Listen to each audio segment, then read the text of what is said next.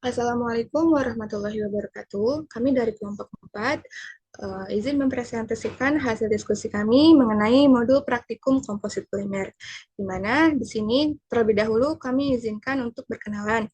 Memperkenalkan diri, nama saya Kamila Zahra dan teman-teman saya yaitu Nama saya Lintang Gelis Marjoko.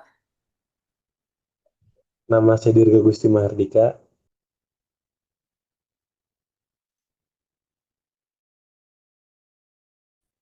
di sini kami ingin mempresentasikan hasil diskusi kami mengenai modul 3 yaitu praktikum komposit polimer dengan judul pembuatan komposit polimer dengan metode hand layup. Awal mulanya yaitu kami membahas teori dasar. Di sini ada pembuatan komposit polimer dengan metode hand layup. Awalnya kita harus tahu dong, apa sih komposit itu? Komposit itu merupakan penggabungan dua jenis bahan yang memiliki sifat yang berbeda, sifat mekanik, fisika maupun kimianya. Yang dimana pembuatan komposit polimer ini dengan metode hand layup, maksudnya itu teknik dengan laminasi terbuka yang sederhana dan masih banyak digunakan karena biayanya rendah, serta fleksibilitasnya yang untuk produk berukuran besar maupun bentuk kompleks, menurut Prasetyo 2021, yang dimana proses ini dilakukan dengan menata lapisan serat penguat seperti serat kaca, karbon, aramid, maupun serat alam pada cetakan, lalu diimpregnasi resin termose, umumnya epoksi atau polyester menggunakan kuas atau roller dan biarkan kering pada suhu ruang. Di mana kualitas komposit ini sangat dipengaruhi oleh fraksi volume serat, orientasi dan urutan laminasi, rasio resin, serta tingkat impregnasi yang menentukan jumlah void atau porositasnya.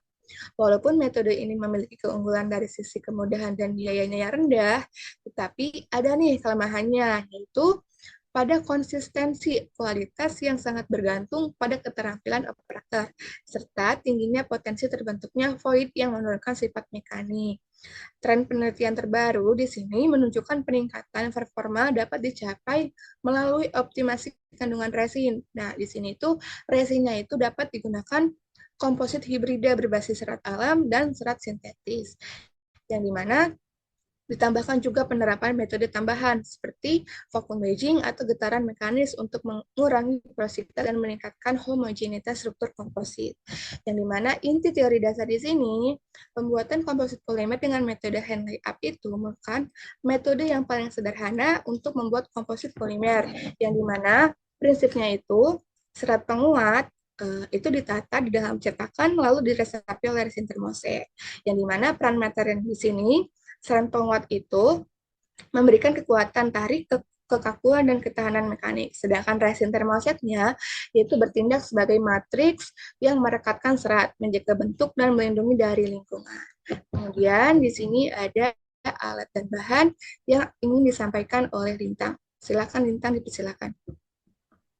Di sini ada alat dan bahan. Alatnya itu ada yang pertama ada penggaris, yang kedua ada gunting, yang ketiga ada neraca digital, yang keempat ada gelas plastik atau wadah resin dan wadah gel, gel coat, kobalt dan katalis. Yang kelima itu ada kuas, yang keenam itu ada roller logam, yang ketujuh ada pisau KP, yang kedelapan ada cetakan atau mold. Kemudian bahannya itu yang pertama ada resin termoset Eukalak 157 BKTNX. Yang kedua ada serat sintetis atau jenis kaca atau karbon tipe COP atau woven. Yang ketiga ada wax release agen. Yang keempat ada Eukalak gel coat G2141TX. Yang kelima ada kobalt. Yang keenam ada katalis. Yang ketujuh ada lakban. Yang kedelapan ada kain majun.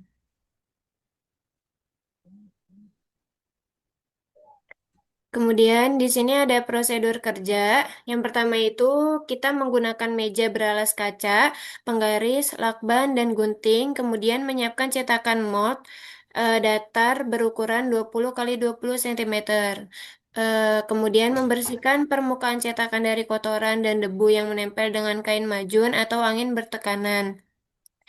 Dengan kuas kita mengoleskan release agen berupa wax pada permukaan cetakan yang akan dipakai agar produk akhir mudah dilepaskan. Yang keempat, menyiapkan gel coat 30 gram di dalam gelas plastik, kemudian mencampurkan dengan kobalt 0,3% dari gel coat, lalu mencampurkan lagi dengan katalis 2% dari kobalt atau hingga rata. Kemudian dengan menggunakan kuas, oleskan campuran tersebut pada cetakan, biarkan hingga setengah kering. Boleh dilanjut, Dirga? Lalu yang keenam dengan penggaris dan gunting menyiapkan serat sintetiknya itu sesuai dengan dimensi cetakan, lalu ditimbang. Yang ketujuh menyiapkan resin dengan rasio massa serat dan resinnya itu 1:2. Yang ke-8 menuangkan resin di atas cetakan secukupnya secara merata. Yang ke-9 itu meletakkan serat di atas resin, lalu menambahkan lagi resin di atas serat sambil menekan dengan roller sampai permukaan serat dan resinnya itu rata dan berwarna sama, dan lalu biarkan kering. Dan yang ke-10 itu saat resin telah mengeras, melepaskan produk komposit dari cetakan, menjaga agar produknya itu tidak cacat. Selanjutnya di sini ada contoh metode hand layout yang dimana serat itu dibentuk sesuai dengan cetakannya. Kemudian setelah sesuai dengan cetakannya itu dilapisi oleh resin hingga pori-porinya tertutup sesuai dengan prosedur kerja di sini. Lalu di data pengamatannya dicantumkan berat gel coat, berat kobalt, berat katalis, berat total gel coat, kobalt, dan katalisnya. Lalu ada berat seratnya, berat resin, dan berat produk kompositnya.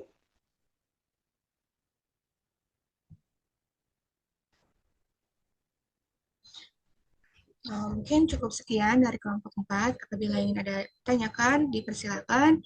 Mohon maaf apabila ada perkataan maupun kesalahan kata. Sekian dari kami. Wassalamualaikum warahmatullahi wabarakatuh.